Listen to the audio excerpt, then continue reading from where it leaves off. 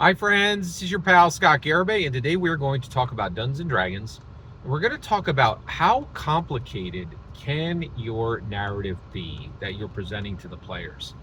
And I want to look at this through the lens of the brand new Harry Potter 25th year anniversary re-releases of the Harry Potter films on the American big screen in theaters for August 2025, and that it's really incredible what happened with these. I was very fortunate. I got to see Harry Potter 6, 5, 7A, 7B, and Harry Potter 1. I really took advantage of this, and I was really incredibly blown away. And I was watching 7A and 7B, the Deathly Hallows Part 1 and Part 2. And I was absolutely stunned with how complicated J.K. Rowling's story was. Now, what's interesting is, okay, so this is a 25th year anniversary release, which is absolutely astonishing. That, 25 years after these movies were released, they're being re-released in theaters. So there's just so much here. So one, thank God the theaters are actually around. For those 25 years that we were waiting for this, there wasn't a single day where people were like, our movie's going to die. And they didn't, right? Like, the big screen is still around. Now, so is that conversation of, oh my gosh, is AI going to kill the movies? Oh my gosh, is streaming going to kill the movies? Oh my gosh, the plague years did not kill the movies. There's just so much, like, it's really astonishing. So 25 years later, the theaters are still there, and thank goodness they are.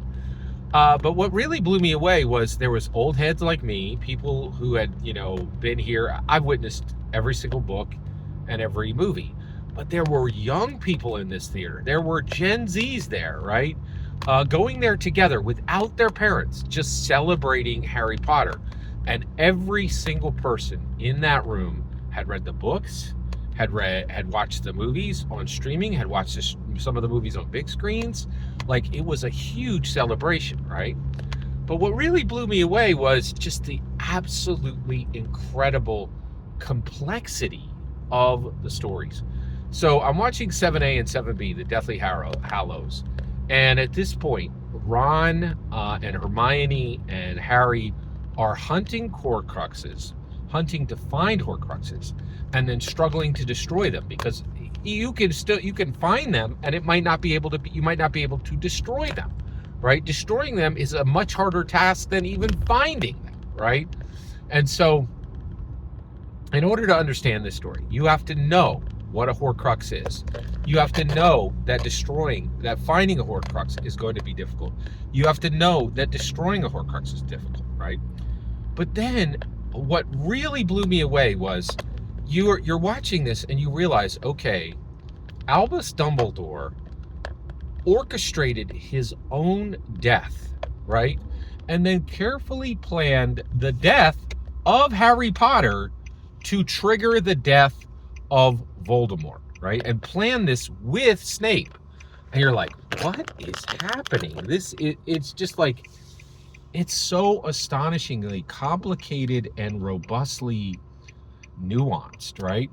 And so you have this situation, and this is happening, right? And so basically you realize, okay, Dumbledore planned his own death. He also planned excuse me, the death of Harry Potter, because he realized that Harry Potter was a Horcrux. He was the only one who knew this, right? I don't even think Voldemort knew that he was a Horcrux, right? And Harry certainly did, right? So Albus Dumbledore tells Severus Snape, okay, Harry is a Horcrux. He's going to have to die before Voldemort dies. And so then you're left with this thing where you're like, oh my gosh, Albus Dumbledore was planning the death of Harry Potter, right? And then, so Albus dies. Then the Ministry of Magic, the minister of the Ministry of Magic, goes to Harry Potter Ron Weasley and Hermione Granger and bequeaths them everything in Albus Dumbledore's will that he gave them, right? So he gives Hermione Granger Babbity Rabbity, right?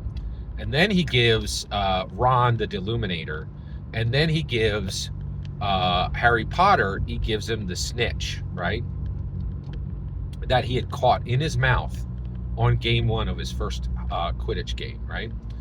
Then he says, you are also bequeathed the sword of Gryffindor, but Dumbledore was not, he didn't own that, so he can't give it to it, right?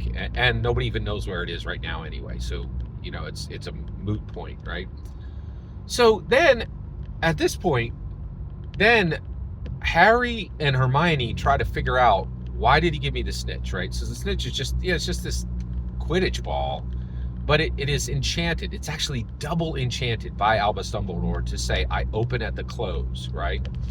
And so he's like, I wonder what this snitch is. And so Harry just keeps this thing on him, right? And he doesn't know why it's there. So then, eventually, Harry gets to the point where he's actually going to fight Voldemort, right? And he goes to the forest and he grabs the snitch and it says, I open at the close. And this is the close. He's about to fight Voldemort. And get this. And now Harry actually puts the snitch in his mouth. And the reason why is Hermione had said it has flesh memory. It knows who touched it before, right? But Harry didn't grab the snitch when he caught it in the first game. He actually caught it in his mouth, right? So it only triggers when he puts it in his mouth, which is like, and again, the level of complexity is so high in this, right? In order for people to be following what's happening in this 8th movie of the series, you have to know incredible amounts of lore down to the nth degree, right? Like, you have to follow and pay attention. There is nothing here for casuals. There isn't a single inch spared for casuals, right? Which is fascinating. I'm just so fascinated by this. So then we get to the point where he puts the snitch in his mouth, and then it opens because he's at the close. He's literally at the part where he's going to fight Voldemort, right? The snitch opens, and I had completely forgotten this. Albus Dumbledore had put the Philosopher's Stone in the snitch, right? So he knows that Harry Potter is about to die, but he gives him the Resurrection Stone, right? The Philosopher's Stone, the Resurrection Stone, the stone that allows someone to come back from death, right? And so now Harry has it. He has the Resurrection Stone, right? And he's ready to die because he knows he will come back, which is incredible. Like, and so that's it. That's the full sweep, right?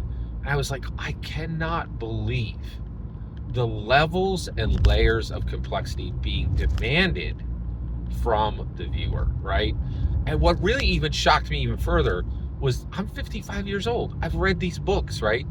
Not only did I read every book, right?